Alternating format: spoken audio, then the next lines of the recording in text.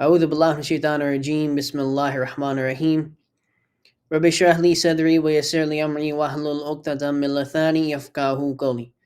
Assalamu alaikum rahmatullahi wa barakatuh, dear brothers and sisters. Welcome back to another episode of Youth Perspectives during the holy month of Ramadan.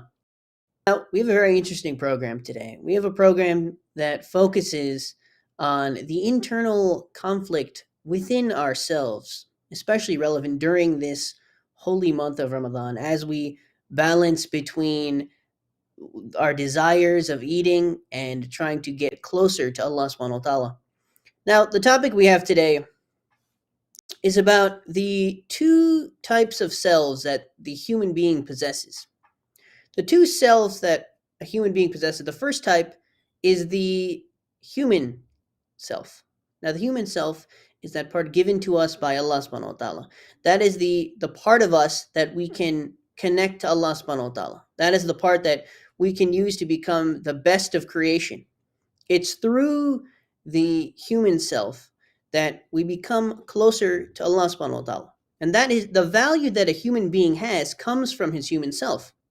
All the value that we are given from Allah subhanahu wa ta'ala is from the human self.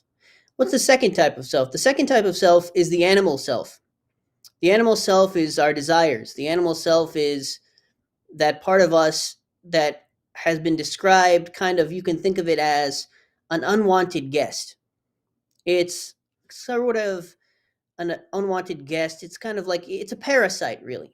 That part of us, which contains, our desires. For example, our desires to eat, our desires to drink, our desires to, commit sins, all the negative traits that animals have. Now you think, okay, well, is that a bad thing that we have to eat, that we have to drink? It's not a bad thing, but it's not a great thing either. In terms of, is it better? Would we rather have, if I were to ask the question, would you rather eat all day, or would you rather be able to go without food and still function to the best of your abilities? It's something that kind of holds us back as human beings, right? But it's something that we have to have. You can't survive without food, you can't survive without water. Now that's the animal self. There's a verse in the Holy Quran that says, "And if they answer thee not, then know that what they follow is their lusts. And who goes farther astray than he who followeth his lust without guidance from God? Lo, God guideth not wandering folk." Now, this verse is in reference to that part of us. It's the people who follow their desires, they follow their lusts. Allah subhanahu wa ta'ala has not created us for that. Allah subhanahu wa ta'ala has not created us to just enjoy this world, to just, always be, trying to chase after that feeling of fun. Allah subhanahu wa ta'ala has not created us for that. As human beings, we were created for a higher purpose.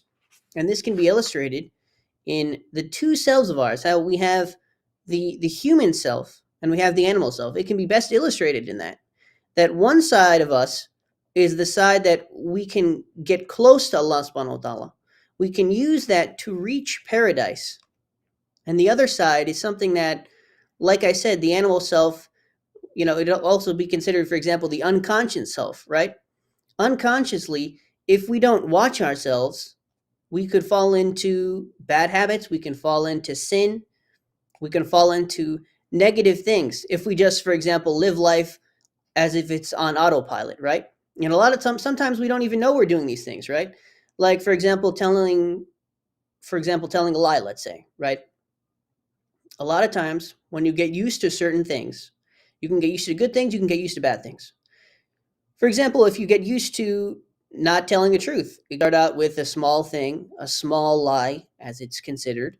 You start out with the small lie, and what happens is, as you continue on that path, what becomes a small lie becomes a big lie. Now, both of these are considered sins, by the way. A lie is a sin. But in our head, we consider that, okay, small, big. But to Allah subhanahu wa ta'ala, a sin is a sin. And so that's what it kind of means, going on autopilot, really, if we let that animal self take over and we say, okay, I just want to do whatever I just want to do, follow my desires. I just want to follow, whatever I feel like doing. And we we put Allah subhanahu wa ta'ala to the side. For example, think of driving a car. Now, driving a car, this is the point to illustrate the unconscious mind and what happens when we are able to sort of put ourselves on autopilot. When you're driving a car, right? The first time you drive a car, what happens? You're very careful, right? Both hands on the wheel. You're checking your mirrors. You're driving very, very slow, below the speed limit, right? Because you're afraid. You don't know what to do. You're just kind of as careful as possible. As you drive a certain number of times. Now, I don't want to say that you become careless. Now you don't have two hands on the wheel. Now you don't do these things, but it's not as hard as it once was, right? You don't think of it the same way. Now it's something normal. You drive to the store, you drive to school, you drive to work, you drive, whatever you have to drive, wherever you have to drive to. And now unconsciously, that's just a normal thing for you to do. And so even sometimes when you're driving on the road, you can see sometimes when you're driving on the road and you're going on a straight road, you're going on the same old path they're always on, and you let your mind wander and you just start to think about whatever it is you're thinking about. Something goes on in your head, a whole story goes on in your head, right? Whatever it is, and you kind of phase out for a second. You're still driving. You go whatever a couple miles forward, and then you kind of realize, oh, you kind of get back into yourself. Really, you let that thought go, and you're like, oh, you just take control of the wheel again, and drive again. Now, what is this? What is the point of this little example? The point of this is to illustrate the unconscious mind. The unconscious mind, that things we do, if we've done a certain amount of times, we become familiar with, it goes on autopilot. Now, the thing is, we don't want that animal self. We don't want the animal self to take control. We don't want to have more bad habits. We don't want to focus on eating food. We don't want that to be our goal. We don't want to have those type of animal desires, right? So there's a saying from Imam Ali alayhi salam. Imam Ali alayhi salam said, "Whoever becomes involved into world's allurements, thus giving up his gains from his immortal life in the next world, has indeed been cheated." Now, this is to illustrate the difference between this world and the next world, the temporary versus the permanent. Now, a lot of times, what we're seeing with these two things is our human self is that part of us that wants to become close to Allah subhanahu wa ta'ala, right? The human self is what is good about us. So we want to, if we're trying to perfect ourselves, we want to get to the highest possible level that we can get to. Our goal is to have something that's permanent. What's the point? Imam Ali alayhi salam illustrates here. What's the point of this temporary place? We know that life is temporary. Everyone knows life is temporary. Whether you believe in Allah subhanahu wa ta'ala, you don't, whether you have nothing, you know that from the examples you've seen from other people, that one day you're not going to be on this earth. That's a certain thing. And so why then do we see things on this earth? And we know that there's something that Allah subhanahu wa ta'ala has promised us time and time again that's worth 1,000 times more. We still go for what's on this earth.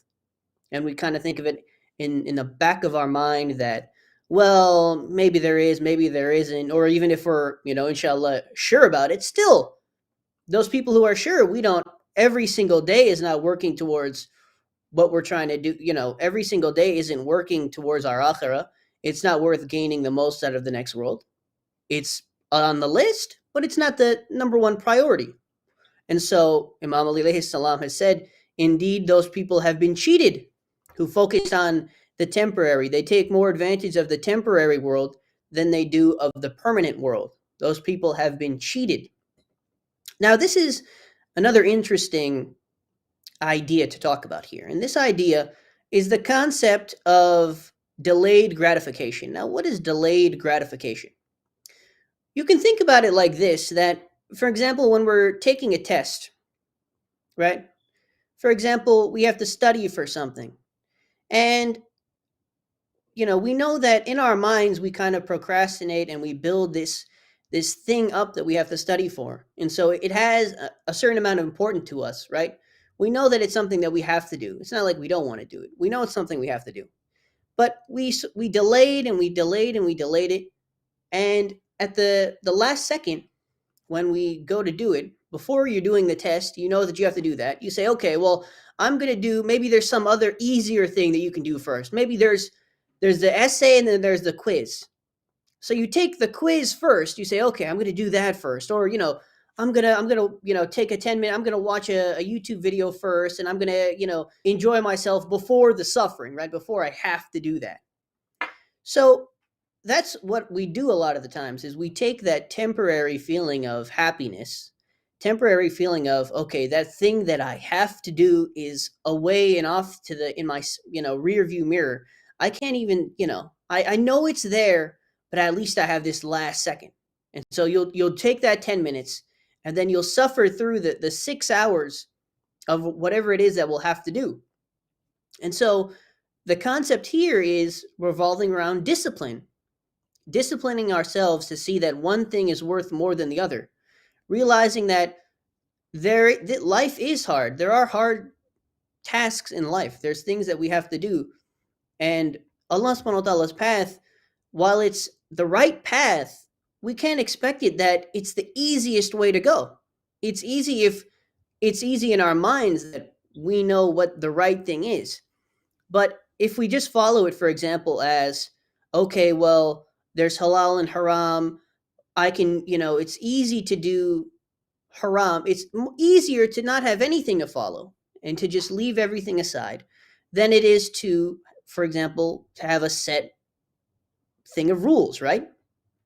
Imam Ali alayhi salam says, restrain yourself from indulgence into lower, shameful deeds, no matter how attractive or appealing they might appear.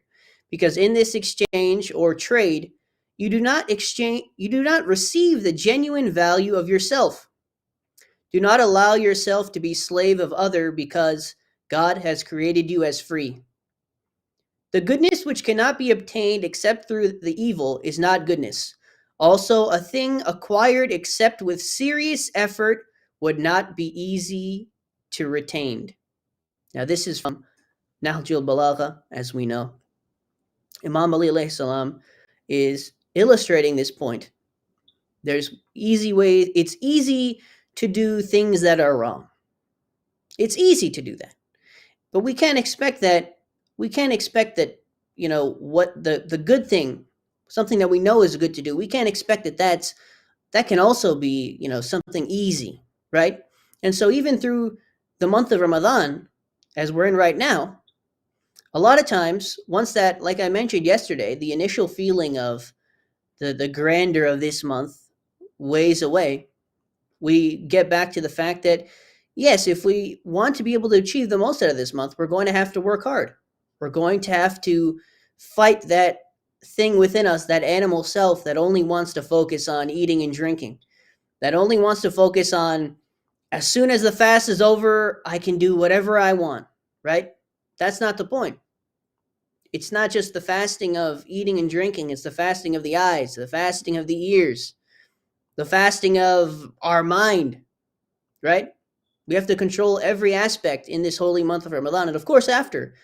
But let's focus on the holy month of Ramadan and focus on, inshallah, bettering ourselves during this month, so that not only this month, but the next month, we'll have that understanding of the temporary versus the permanent, and have that understanding that in order to fully get the most out of what we're trying to do in life, to make Allah subhanahu wa ta'ala happy with us, to gain our full potential that Allah subhanahu wa ta'ala has given us on this earth, to gain the full potential of that human self, we have to keep that animal self in check.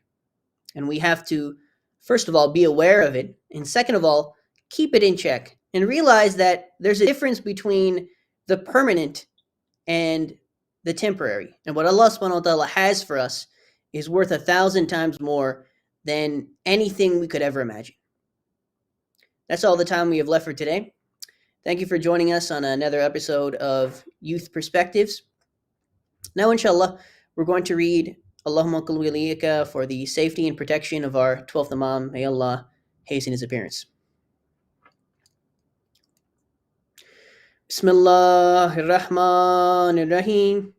اللهم كن لوليك الحجة ابن الحسن صلواتك عليه وعلى آبائه في هذه الساعة وفي كل ساعة وليا وحافظا وقائدا وناصرا ودليلا وعينا حتى تسكنه أرضك توا وتمتعه فيها طويلا برحمتك يا أرحم الراحمين.